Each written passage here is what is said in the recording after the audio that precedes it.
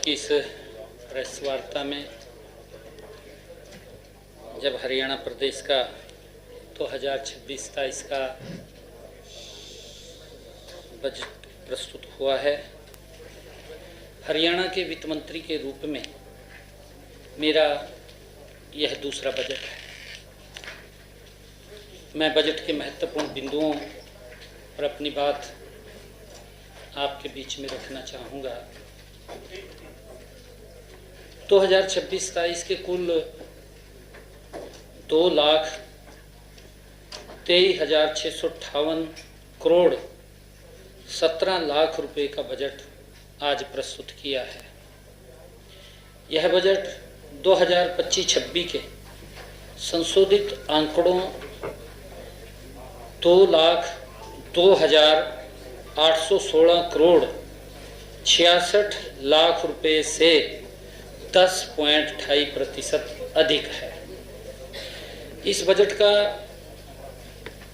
भी प्रदेश के नागरिकों ने इस बजट के अंदर प्रदेश के नागरिकों के सुझाव के अनुरूप ये बजट बनाया गया है।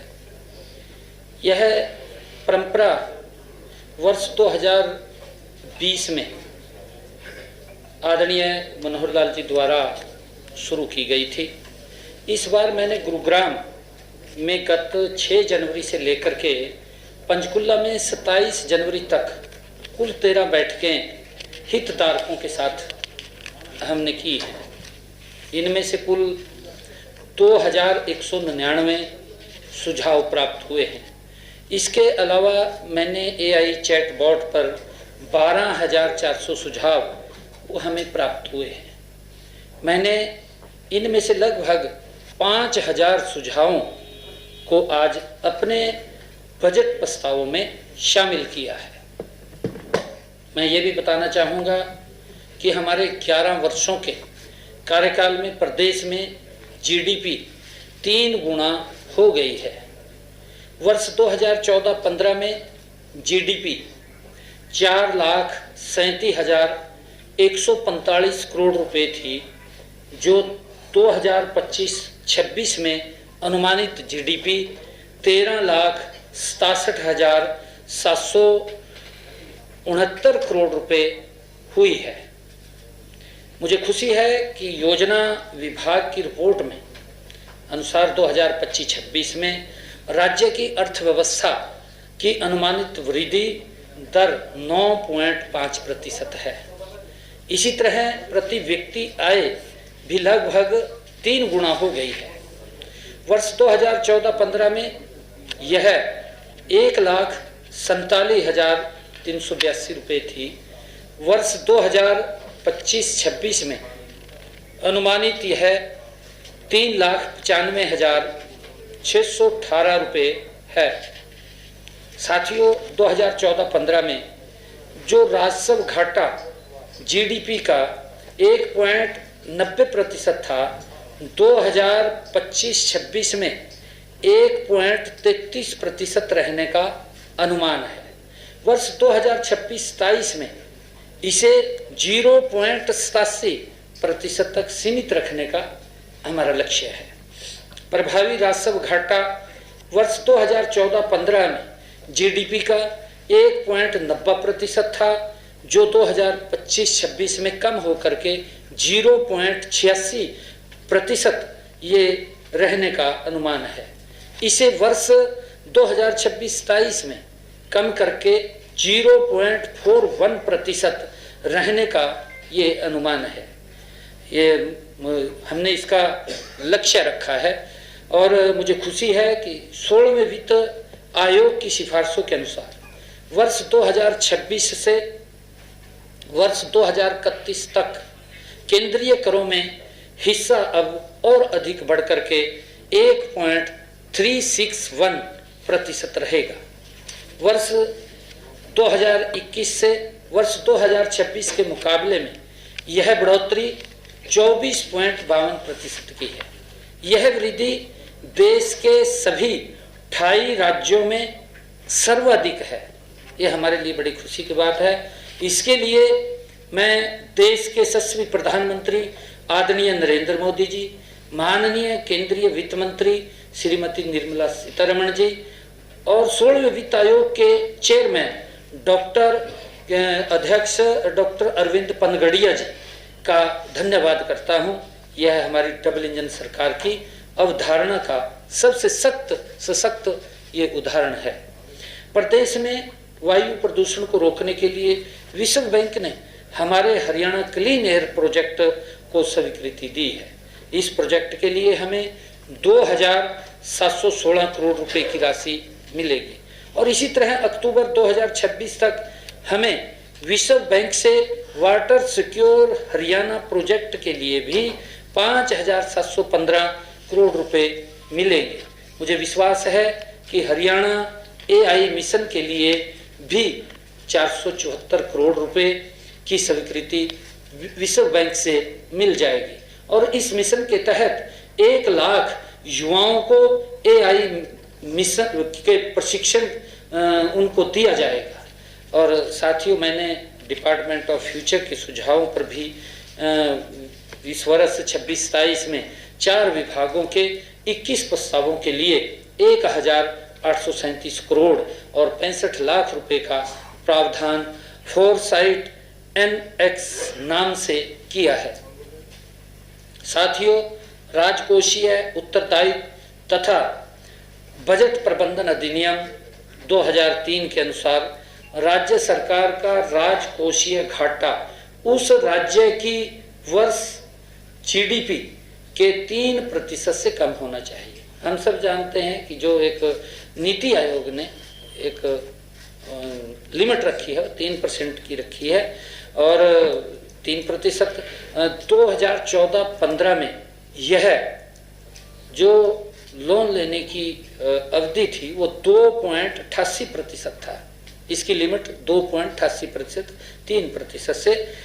हर्ष की बात है कि 2025-26 में राजकोषीय घाटा GDP 2.66% रहने का अनुमान है, 2.66%। इससे स्पष्ट है कि हमने अपने लक्ष्य से भी अधिक कुशल वित्तीय प्रबंधन ये किया है और 26-27 में इसे कम करते हुए GDP का 2.65% तक रहने का हमने लक्ष्य रखा है। हमने पूंजीगत व्यय को बढ़ाने के पर भी निरंतर बल दिया है। 2026-27 में 28,205 करोड़ का पूंजीगत व्यय प्रस्तावित है जो कुल बजट का 12.6% होगा। और साथियों, 2014-15 में कुल बजट का वास्तविक व्यय 84.45% था। वर्ष 2025-26 में 31 मार्च तक लगभग 98% खर्च किया है। हमने जो लक्ष्य था, ये इतिहास में पहली बार हुआ है। अगर हरियाणा के इतिहास में देखेंगे कि हमने जो बजट का 100% में से 98% उसको खर्च किया है। अब इस बजट 70 में प्रदेश के हित में 12 महत्वपूर्ण हमने निर्णय लिए हैं जिनका जिक्र मैं करना चाहूँगा, जिसमें किसानों को ट्यूबवेल कनेक्शन दिलवाने एवं निर्बाध बिजली आपूर्ति के उद्देश्य से मैं हरियाणा एग्री डिस्कॉम के नाम से एक तीसरी बिजली वितरण कंपनी बनाई जाएगी, उसका मैंने इसमें प्रस्ताव रखा है। और हरियाणा में 3 लाख किशोरियों को HPV वैक्सीन लगाई जाएगी। घाटे में चल रही 300 पैक्स को लाभ में लाया जाएगा। इसके ऊपर हम मजबूती से काम करेंगे। मई 2026 में एक इनोवेशन चैलेंज का आयोजन कर सर्वोत्तम AI मॉडल को संबंधित विभागों में लागू किया जाएगा। और साथियों, प्रदेश के सरकारी भवनों और सौर ऊर्जा आधारित परिसरों में बदला जाएगा। निवेशकों के लिए नई मेक इन हरियाणा नीति लागू की जाएगी। HSIIDC के औद्योगिक क्षेत्रों में बेहतर इंफ्रास्ट्रक्चर बनाने के लिए 26-27 में सक्षम नाम से 500 करोड़ रुपए के एक विशेष फंड की स्थापना की जाएगी। ये भी हमने निर्णय किया है। अकुशल श्रमिकों की न्यूनतम मजदूरी ₹297 प्रति माह से बढ़ा करके 15,200 रुपये प्रति माह की जाएगी। ये भी हमने संकल्प लिया है। प्रत्येक विधानसभा क्षेत्र में सार्वजनिक निजी भागीदारी मॉडल पर एक आदर्श परीक्षा केंद्र स्थापित किया जाएगा। इसकी भी मैंने चर्चा की है। यमुना नदी में जल प्रदूषण को समाप्त करने के लक्ष्य से एक नया मिशन प्रारंभ किया जाएगा और वर्ष 2070 तक नेट जीरो उत्सर्जन के लक्ष्य के अनुरूप 100 करोड़ रुपए के सीड प्रावधान के साथ Haryana green climate resilience fund की स्थापना की जाएगी। हांसी को एक अति आधुनिक मॉडल जिले के रूप में विकसित किया जाएगा। ये भी हमने निर्णय किया है। और किसान हित में भी प्रदेश के 1,40,000 एकड़ लवणीय व नमकीन भूमि को खेती योग्य बनाया जाएगा। ये भी हमने लक्ष्य रखा है। मेरा पानी मेरी विरासत योजना के तहत 2,000 रुपये प्रति एकड़ अतिरिक्त बोनस दिया जाएगा। प्राकृतिक व जैविक खेती प्रमाणन पर व पहले से एपीडा से प्रमाणित किसानों को अगले 5 वर्षों तक 10,000 रुपये प्रति एकड़ प्रति वर्ष अनुदान दिया जाएगा। ये भी हमने निर्णय किया है। और मेरी फसल मेरा ब्यौरा पोर्टल से जुड़े किसानों को जैविक खाद पर 80% सब्सिडी दी जाएगी। ये भी निर्णय हमने किया है। पीएम कुसुम योजना के तहत 35,000 नए सौर ऊर्जा पंप लगाए जाएंगे। ये भी निर्णय हमने किया है। प्रदेश में प्राकृतिक खेती के लिए 2,000 एकड़ का एक स्मार्ट एग्रीकल्चर क्लस्टर बनाया जाएगा। इसमें यदि किसानों को किसी प्रकार का भी नुकसान होगा तो उसकी भरपाई सरकार द्वारा की जाएगी। और हमने महिला बाल विकास दीनदयाल उपाध्याय जी के 110वें जन्म दिवस के अवसर पर दीनदयाल लाडो लक्ष्मी योजना के तहत पात्रता आय सीमा को बढ़ाने का उसको 1,80,000 रुपये किया जाएगा। ये भी निर्णय हमने किया है। प्रदेश में 3 लाख महिलाओं को लखपति दीदी बनाया जाएगा। ये भी संकल्प हमने लिया है। महिलाओं को लखपति दीदी बनाने के लिए पिंक कैब योजना शुरू की जाएगी। इसमें महिलाओं को वाहन चलाने का प्रशिक्षण दिया जाएगा। इलेक्ट्रिक वाहनों की खरीद हेतु 10 लाख रुपए तक बिना ब्याज मुक्त ऋण उपलब्ध कराया जाएगा। ये भी निर्णय हमने किया है। प्रदेश में 4,000 नई उचित मूल्य दुकानें खोली जाएंगी, जिनमें महिलाओं को 33% आरक्षण दिया जाएगा।